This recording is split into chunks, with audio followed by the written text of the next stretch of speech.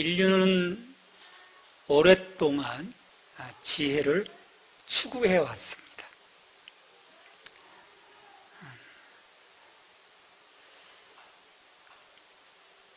이 고린도전서 1장에서도 보면 그런 표현이 나와요. 헬라인은 지혜를 찾는다.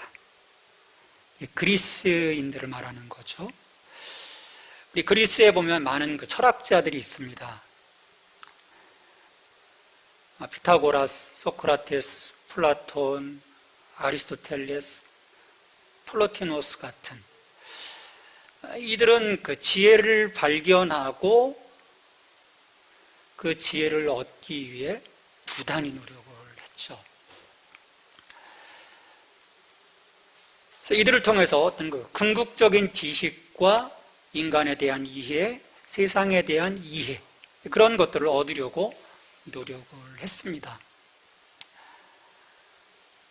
아마 여러분들 가운데서도 한 번쯤은 이런 이들의 책을 통해서 뭔가 지혜를 얻고자 그 책을 탐독했던 경험들이 있을 거예요. 자, 그런데 우리 인간이 추구해온 이 지혜와 기독교의 지혜는 결이 완전히 다릅니다. 세상이 추구하는 지혜는요, 완전한 인간, 신적인 인간으로 나아가고자 하는 우리 안으로부터의 그 열망이에요. 근데 반면에 기독교 지혜는 이것을 포기하는 것으로부터 실은 시작이 돼요. 세상은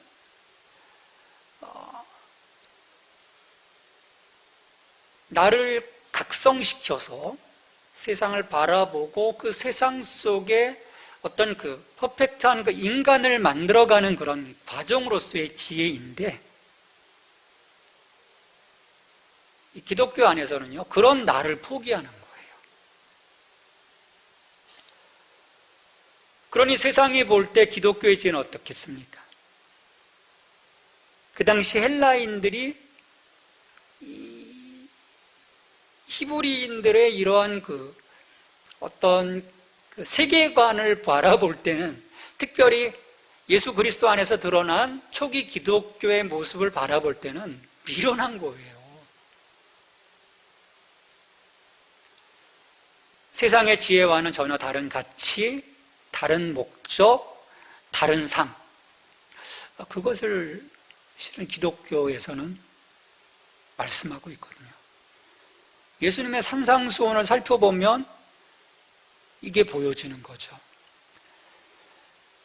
그래서 우리가 이 세상의 지혜와 기독교의 지혜의 이 깊은 차이를 인식하고 그런 그 기독교적인 그 지혜 속에 내가 거하지 않는 한, 실은 우리는 하나님의 부르심 앞에 올바르게 응답하고 나갈 수가 없어요. 왜 난 자꾸 이렇게 어긋나지?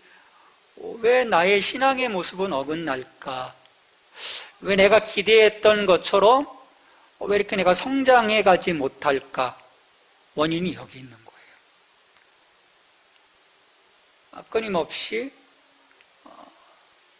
하늘로부터의 어떤 그 지혜 가운데 내가 이것들을 바라보고 그것들을 풀어가야 하는데, 여전히 이 세상의 패러다임을 통해서 보려고 하니까, 그것들을 풀어내려고 하니까 늘 제자리 걸음이라고 생각합니다.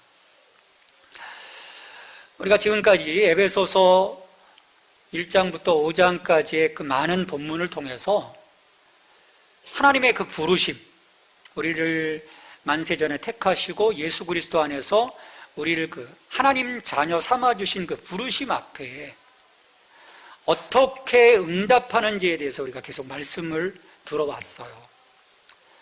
부르심에 합당하게 행하라, 또 사랑 가운데서 행하라, 빛의 자녀들처럼 행하라 요청을 받았습니다. 근데 이렇게 행하라고 하시는 이유가 뭡니까? 이렇게 행하라고 하시는 이유는 하나님께서 우리를 통해 영광 받기를 원하시는 거고요. 또 다른 하나의 그 이유는 빛의 자녀로서 우리의 삶을 통해 거룩한 영향력이 우리 이웃에게 흘러가기를 하나님은 원하시는 거예요. 세상이 우리 그리스도인들을 무시하고 쳐다보지 않는 것 같지만 실은 은밀하게 지켜보거든요.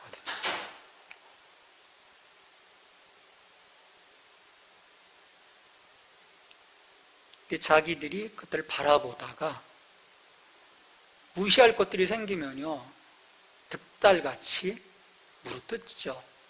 근데 반면에 어찌할 수 없는 그 느낌들이 있거든요. 그걸 통해서 또 많은 사람들이 주께로 돌아오는 그 생명의 역사들이 일어납니다.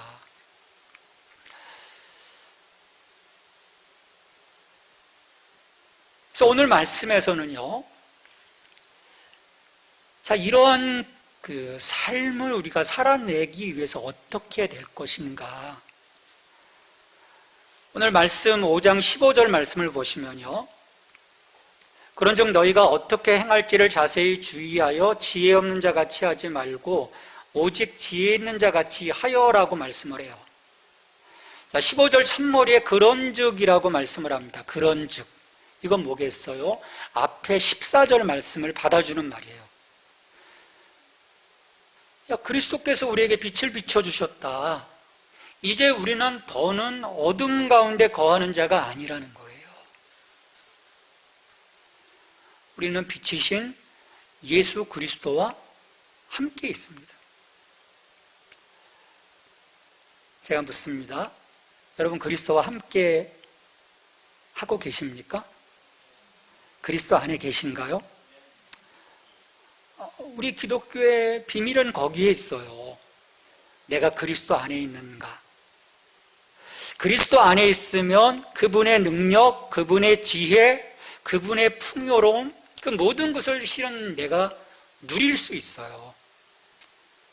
그러니까 세상적인 어떤 그 가치로 볼 때, 그거 뭐 별거 아니야 라고 할 수 있지만, 그러나 하늘의 시선으로 볼 때는 너무나도 놀라운 것들을 내가 그리스도 안에서 누릴 수 있는 거예요. 자, 우리가 그렇다면 빛의 자녀로서, 우리 지난 시간에도 빛의 열매에 대해서 말씀을 나눴지 않습니까? 하나님의 선하심과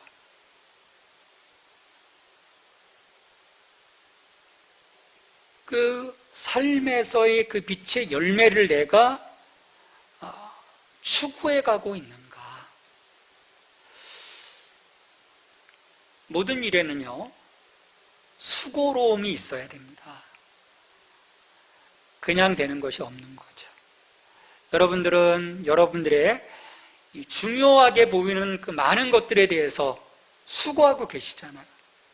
내 일에 대해서, 내 사업에 대해서, 내 가정, 자녀 교육, 재산 증식, 건강, 취미, 관계, 이 모든 것들에 대해서 우리는 정말 수고를 아끼지 않습니다.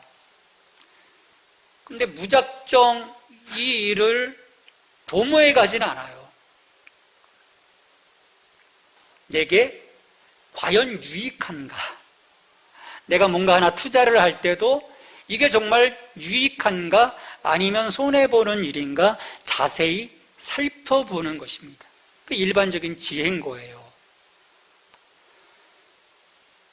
자, 그렇다면 우리가 빛의 자녀로서 빛의 열매를 맺기 위해서는 어떻게 해야 될 것인가? 우리가 가지고 있는 느낌, 감정, 지식, 의지, 욕망, 실은 이것들로서는 우리의 열매를 맺어갈 수 없는 것이죠.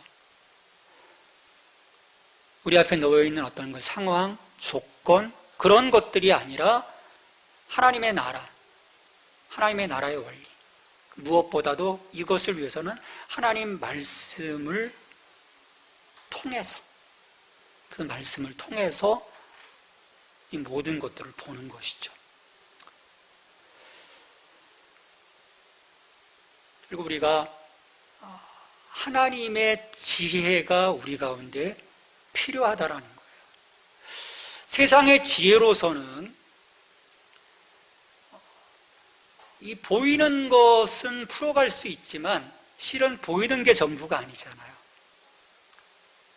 하나님이 창조하신 이 시공간의 유한함 뿐만 아니라 이것들을 넘어서는 영혼의 세계까지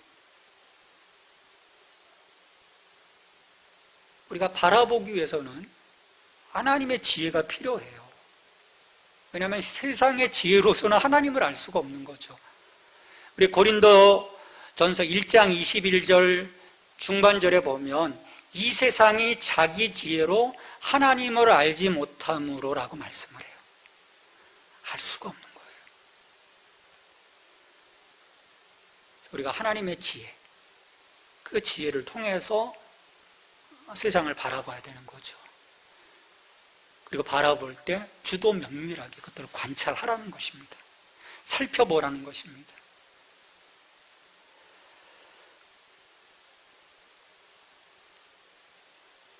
근데 오늘 이 말씀 속에서 보면 주의 깊게 살펴보는 그 일을 지속적으로 쉼 없이 계속해서 매 순간순간 그런 그 삶의 태도가 필요하다라고 말씀하시는 거예요.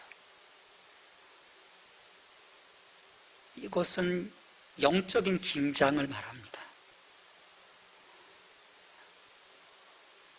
사주경계에서는 그 경비가 그 어떤 그 철책선을 지키는 그 경비 군인이 사주경계를 어느 한순간 소홀히 하는 순간 그 지점이 뚫릴 수 있거든요. 우리나라 뉴스에서 종종 경험하잖아요. 그냥 산책해서 넘어왔던 사람도 있고 노크에서 기순했던 사람도 있고 살펴보지 못한 거죠. 어느 한순간 뚫려버린 거예요. 우리에게는 영적인 긴장을 요구하고 계시는 거죠. 우리 고린도전서 10장 12절 말씀에 보면 그런즉 선줄로 생각하는 자는 넘어질까 조심하라. 나 섰으니까 됐어. 그러는 순간 우리는 넘어질 수 있다는 거죠. 사도 베드로도 베드로전서 5장 8절에서 이 영적인 긴장을 늦추지 않도록 요청을 합니다. 근신하라, 깨어라. 너희 대적 마귀가 우는 사자같이 두루다니며 삼킬 차를 찾나니. 동물들의 어떤 그 생활에 대한 그런 그 프로그램들을 간혹 가다 보면 옆에 사자들이 사냥을 하거든요. 어떤 물소떼, 무슨 떼, 그 먹거리들 있잖아요. 펼쳐져 있잖아요. 근데 대개 보면 한눈 팔던 동물들이 사자에게 먹히거든요. 우리 영적인 긴장을 늦추지 말라는 거예요. 우리의 삶이 그렇습니다. 곳곳에, 우리가 살아가는 곳곳에 부비 트랩이 설치되어 있다고 보시면 돼요. 그래서 지뢰들이 다 깔려 있다고 생각을 하면 돼요. 그래서 내가 이것들을 하나하나 살펴보면서 가지 않으면 어느 순간 이 선을 건드려서 혹은 지뢰를 밟아서 폭발해버리는 거죠. 결국 크게 상하고 말 겁니다. 죽을 수도 있는 거죠. 그래서 우리가 매 순간 이 길이 정말 주님이 기뻐하시는 길인지 아니면 마귀가 우리를 파멸로 이끌어가기 위해서 위장해 놓은 길인지를 살펴보라는 거예요. 그럼 우리에게 당장 무엇이 필요하겠습니까? 하나님 주신 이 지혜, 영적 분별력, 이게 필요한 거죠. 이 필요에 의해서 사도 바울은 오늘 에베소의 그리스도인들을 향해서 지혜 없는 자 같이 하지 말고 오직 지혜 있는 자 같이 하여라고 말씀을 하고 있는 거예요. 지혜로운 자들이 되라는 거죠. 여러분, 지혜 없는 자는 어떤 자들입니까? 이것을 규명하기 위해서는 우리가 성경에서 말씀하고 있는 지혜가 어떤 것인지를 볼 수 있어야 돼요. 철학이 추구하고 있는 지혜와는 다른 이 성경에서의 지혜, 기독교의 지혜, 그것을 무엇이라고 하고 있는지. 성경 곳곳에 보면 지혜에 대해서 말씀하고 있고요. 이 지혜는요, 우리 삼위일체 하나님과 다 관련이 되어 있어요. 우리 잠언 1장 7절에서 뭐라고 말씀합니까? 잠언 1장 7절 말씀 같이 읽습니다. 여호와를 경외하는 것이 지식의 근본이거늘 미련한 자는 지혜와 훈계를 멸시하느니라. 9장 10절 여호와를 경외하는 것이 지혜의 근본이요 거룩하신 자를 아는 것이 명철이니라. 이 지식의 근본과 지혜의 근본을 여호와를 경외하는 것이라고 얘기를 해요. 그리고 거기로부터 하나님을 알아가는 것, 그것이 명철이라고 이야기를 합니다. 근데 이 지혜는 누구 안에 감춰져 있습니까? 그리스도 안에 감춰져 있다라고 얘기를 해요. 우리 골로새서 2장 3절 같이 읽습니다. 그 안에는 지혜와 지식의 모든 보화가 감춰져 있느니라. 그리스도가 곧 우리의 지혜요 능력이신데 그 속에 감춰져 있다라고 말씀하는 거죠. 그리고 이렇게 감춰져 있는, 그리스도 안에 감춰져 있는 이 지혜가 발현되도록 도와주시는 분이 성령님이세요. 요한복음 14장 26절에서 예수님께서 보혜사 성령에 대해서 말씀하시는 부분입니다. 같이 읽습니다.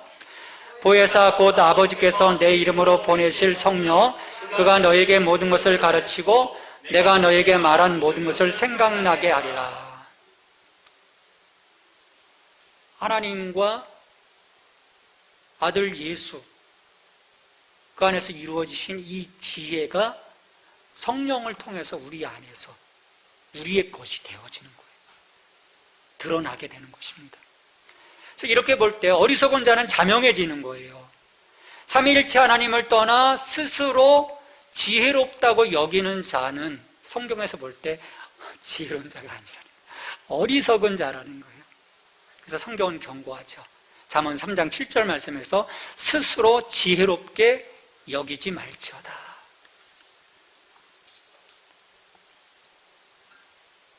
하나님은 이런 자들을 오히려 미련하게 만드시는 거예요. 근데 16절 말씀을 보면 이 지혜와 그 지혜를 통해서 세상에 그 모든 펼쳐져 가는 그 상황들을 잘 살펴보라고 말씀하시면서 16절에서 어떤 시간에 대한 부분을 말씀을 하세요. 그러니까 지혜로운 자로서 우리를 부르심이 어떤 그 행동보다는 시간과 관련되어 주세요. 말씀을 해주시는 거예요. 세월을 아끼라 때가 악하니라. 여러분, 세월을 아끼라는 말씀이 단지 시간을 절약해서 허송세월하지 말라는 말씀일까요? 자, 24시간이라는 시간은 우리가 무엇을 하든 하지 않든 어떻게 됩니까? 무정하게 흘러가요. 흘러갑니다. 물리적 시간이라 그래요. 자, 그런데 오늘 이 16절 말씀의 원문을 살펴보면 세월이라는 단어가 특별해요. 헬라어로 카이론이라는 단어를 사용했어요. 카이로스라는 말을 사용한 거예요. 보통 우리가 생각하고 있는 시간의 의미로서 사용할 때는 헬라어로 크로노스라는 말을 씁니다. 이건 연대기적으로 흘러가는 그 시간이에요. 하루 24시간의 그 시간입니다.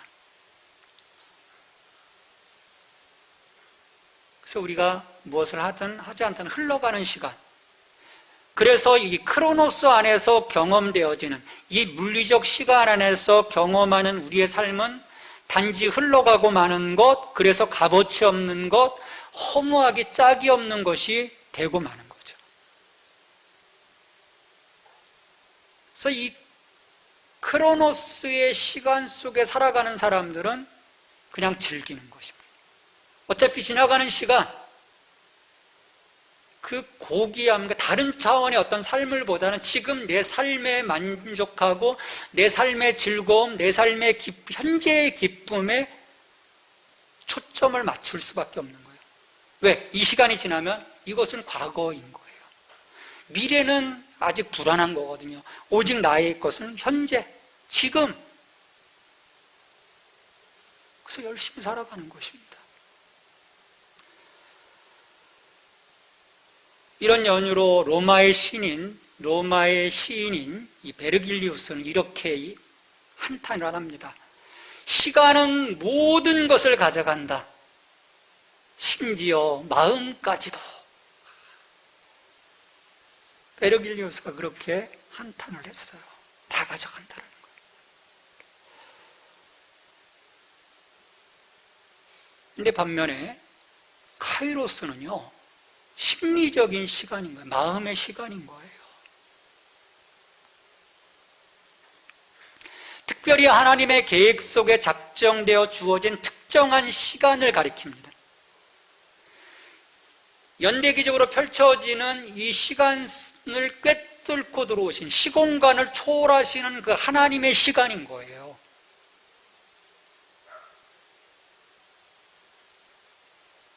따라서 세월을 아끼라고 하는 이 말씀은 단순한 물리적 시간에 대한 아낌이 아닌 것입니다. 하나님과 예수 그리스도와 함께하는 시간에 대한 권면인 거죠. 우리는 계속 하나님과의 동행을 이 크로노스적인 그 24시간의 시간 속에서만 생각을 해요. 아닙니다. 우리가 영혼을 살아가는 것은요, 내 인생 가운데 나의 이 삶의 시공간을 뚫고 내 인생 가운데 오신 그 하나님과 오늘, 또 다른 오늘을 살아가는 그 영혼의 시간을 말하는 거예요. 여러분, 우리가 이 시간의 개념이 달라지면요, 오늘에 대한 우리의 삶의 태도가 달라지는 거예요.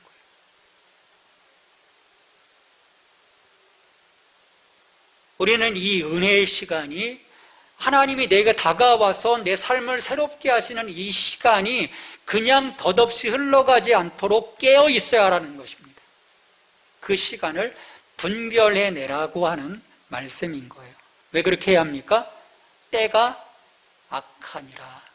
오늘 말씀을 해요. 때가 악하다라는 거예요. 지금 우리가 살아가고 있는 이 시대가 악하다라는 거예요. 이렇게 말씀하시는 의도는 우리의 시대가 파국을 향해 달려가고 있다는 것이고, 하나님의 심판이, 그 시간이 우리에게 다가오고 있다는 것입니다. 이것을 대비하기 위해서는 우리는 잠에서 깨어나 이 시대를 준비할 수 있어야 하는 것입니다. 세상의 지혜는요, 이것을 죽었다 깨나도 이해할 수 없는 거예요. 볼 수 없는 거예요. 하나님께서 예수 그리스도 안에서 감추신 지혜와 지식의 보화로 채워질 때만이 그것을 분별해낼 수 있고 그 시간 앞에 설 수 있는 거죠. 성경은 이것이 지혜로운 자이고 종말론적 신앙의 삶을 살아가는 카이로스의 시간 속에 있는 자라고 말씀해 주시는 거예요. 그러니까 세상은 결코 이걸 볼 수 없어요. 헛똑똑이인 것이죠. 우리 창세기 6장의 노아 홍수를 여러분 잘 아시지 않습니까? 이 땅에 죄가 관영을 보시고 하나님 마음 아파하시며 홍수 심판에 대해서 계획하시고 노아에게 그 일을 알려주시고 방주를 짓도록 하잖아요. 그것도 120년 동안.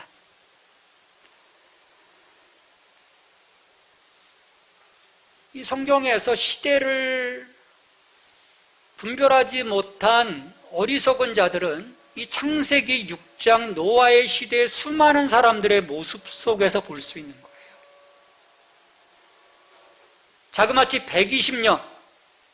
120년이라는 시간을 보고 깨달을 수 있도록 하나님이 그 기간을 주셨어요.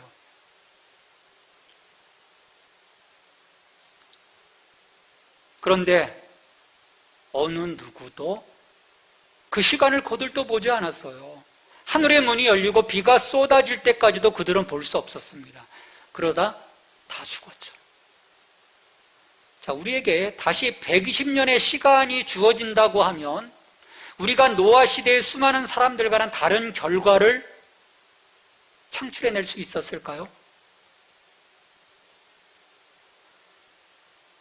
빛이신 그리스도께서 우리에게 구원의 빛을 비추어 주시고 빛이신 그리스도 안에 거하지 않는 한 똑같은 결과입니다. 똑같은 결과예요. 오늘 이 시간 우리에게 하나님께서 보여주셨어요. 우리 여기 있는 지체들이 다 봤어요. 이 세계가 이제 끝날 거예요. 우리가 지금 나가서 외칩니다. 하나님이 이 세상을 다시 심판하실 거예요. 우리에게 보여주셨어요. 말씀해 주셨어요. 아마 우리 여기 있는 우리 지체들 나 오늘 저녁부로 정신병동에 끌려갈 거예요. 왜 그렇습니까? 세상이 볼 수가 없어요.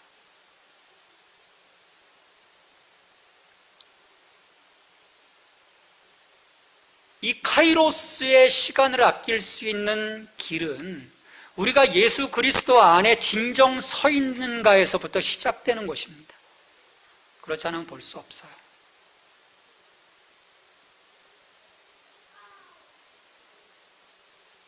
그러면서 5장 17절에서 이렇게 말씀을 합니다.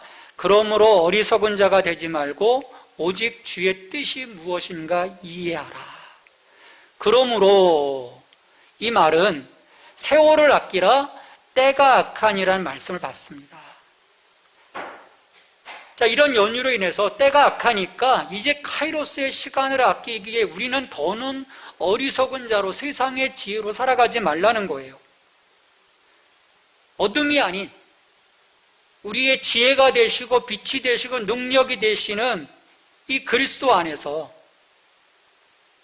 이제 세상을 다시금 바라보라는 거예요. 그럴 때 아버지와 아들과 성령님의 뜻이 무엇인지 보이기 시작한다는 것입니다. 지혜로운 자는 하나님의 뜻을 분별해내는 자입니다. 여러분, 인생에서요, 하나님의 뜻을 발견하고 행하는 것보다 더 중요한 것은 없습니다. 이것을 통해서 하나님께서 부르심의 그 목적, 우리의 삶의 목적, 우리를 새롭게 하신 창조의 목적을 우리는 이루어 갈 수 있기 때문이에요.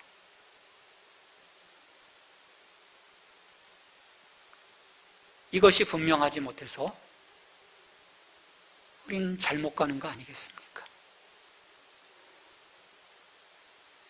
우리가 잘못 가고 있다면요, 마지막 날 주님 앞에서 황당한 순간을 맞게 될 겁니다. 우린 잘 갔다고 생각했는데, 그래서 주님의 칭찬과 상급을 기대했는데 그 모든 것을 한 방에 날려버리는 주님의 음성을 우리가 들을 수 있는 거예요. 이 장면을 예수님은 예견하셨어요. 그래서 마태복음에서 7장에서 비유로 말씀해 주시지 않습니까? 7장 22절, 23절. 저는 이게 우리들의 고백이 되지 않기를 바랍니다. 그리고 그런 고백에 대한 주님의 음성이 되지 않기를 바라요. 우리 같이 읽습니다. 그날에 많은 사람이 나더러 이르되 주여 주여 우리가 주의 이름으로 선지자 노릇하며 주의 이름으로 귀신을 쫓아내며 주의 이름으로 많은 권능을 행하지 아니하나이까 하리니 그때 내가 그들에게 밝히 말하되 내가 너희를 도무지 알지 못하니 불법을 행하는 자들아 내게서 떠나가라 하리라. 내 의욕이 앞선 거예요. 내 목적, 내 자랑이 앞선 거예요. 나의 목적과 나의 자랑이 앞서는 것이 아니라 오늘 우리가 하나님 나라를 살아가기 위해서는 하나님의 뜻이 우선되어야 합니다. 하나님께서 나를 통해서 무엇을 원하시는가? 나는 지금 어디로 가야 합니까, 주님? 나의 서 있어야 할 그 자리, 나의 이 사역의 자리, 이걸 보게 해 주십시오. 성령 안에서 그것을 보고 확인하고 주님 앞에서 그것을 컨펌하고 거기에 순종하며 나가는 것, 그것을 하나님께서 원하시는 거예요. 그래야만 우리가 마침내 그 뜻 안에서 한 걸음 한 걸음 나갈 때 하나님의 나라에 우리가 안착할 수 있게 되는 거죠. 그래서 7장 21절에서 뭐라고 주님이 말씀하십니까? 나더러 주여 주여 하는 자마다 천국에 들어갈 것이 아니요 다만 하늘에 계신 내 아버지의 뜻대로 행하는 자라야 들어가리라. 우리를 향하신 하나님의 뜻을 찾아가는, 그래서 세월을 아끼는 참으로 지혜로운 하나님의 자녀들이 될 수 있기를 바랍니다. 이것은 우리를 향하신 하나님의 허락하신 시간, 이 은혜의 시간, 카이로스의 시간을 헛되이 보내지 않는 거예요. 어둠과 이 빛 사이에서 갈팡질팡하지 않는 삶인 것입니다. 크로노스의 시간과 카이로스의 시간에서 갈팡질팡하지 않는 그런 삶인 거예요. 하나님의 은혜의 시간을 살아가는 것이죠. 이 시대를 분별해서 바로 이 시간, 이 은혜 속에 주님의 뜻이 여러분들의 삶을 이끌어가는 그런 거룩한 삶이 되어 착하고 충성된 종아 참 잘하리도다. 내가 나의 즐거움에 동참하리라 말씀하시는 주님의 음성 앞에 설 수 있는 여러분이 될 수 있기를 주님의 이름으로 축원합니다. 우리 같이 기도하십시다. 주님, 지혜롭게 해주십시오. 보게 해주십시오. 하나님의 뜻에 따라 살아가게 해주십시오. 이 세월을 아끼고 하나님과 동행하는 저희들의 삶이 되게 도와주시옵소서. 같이 기도하십시다. 하나님 아버지, 우리를 불러주셨어. 주님 지혜롭게 하셨습니다. 그 지혜로움을 따라 우리가 세상을 바라볼 수 있게 하시고 참으로 주님의 그 길인지를 보게 하시옵시고 또 하나님, 우리가 그 하나님의 뜻을 따라 그 길에 설 수 있도록 하나님 지켜주시옵소서. 하나님, 우리의 삶이 헛된 그 시간을 보내지 않게 하여 주시옵소서. 잘못된 곳에 서 있지 않게 해주시옵소서. 그들을 하나님 우리가 이겨낼 수 있도록 우리의 그 마음, 우리의 생각, 이 모든 것들을 새롭게 하여 주시옵소서. 주님의 지혜가 필요합니다. 그리스도의 그 지혜로 우리를 채워주시옵소서. 그것이 성령 안에서 우리의 삶에서 주님 드러나게 하여 주옵소서. 빛이신 예수 그리스도로 말미암아 주님 우리의 모든 것들이 분명해질 수 있도록 하나님 역사해 주시옵소서.